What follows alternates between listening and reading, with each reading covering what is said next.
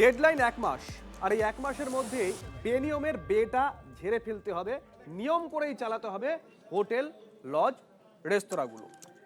শিলিগুড়িতে পরিদর্শনের পর এমনই কড়া বার্তা দিয়েছেন পর্যটন মন্ত্রী শঙ্কর ঘোষ। পরিষ্কার করে দিয়েছেন আগামী দিনেও এই রকম ভিজিট চলবে।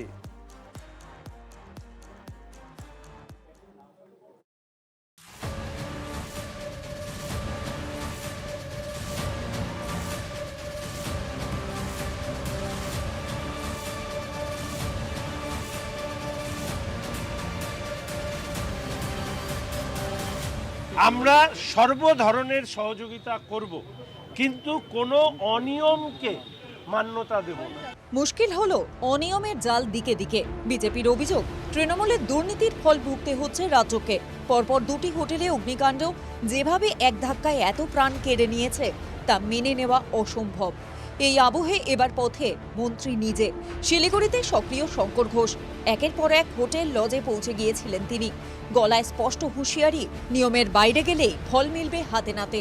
আগামী 1 মাস শিলিগুড়িতে প্রত্যেকটি ক্ষেত্রে একটি ইন্সপেকশন টিম তৈরি হবে।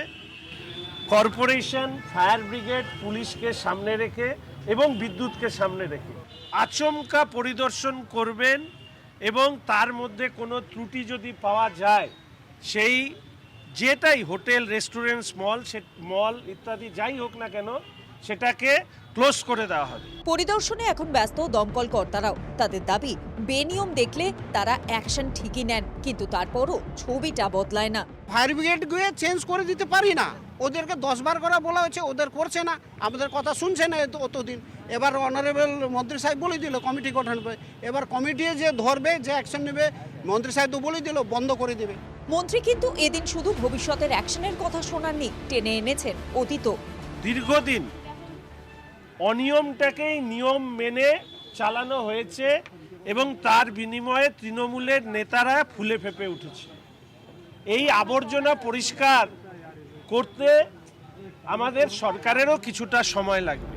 আপাতত 1 মাসের সময় বেঁধে দিয়ে বেনিয়মের সাম্রাজ্য মুছে ফেলার ডাক দিয়েছেন শঙ্কর ঘোষ।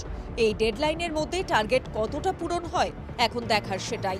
প্রসেনজিৎ চৌধুরীর রিপোর্ট, TV9 বাংলা।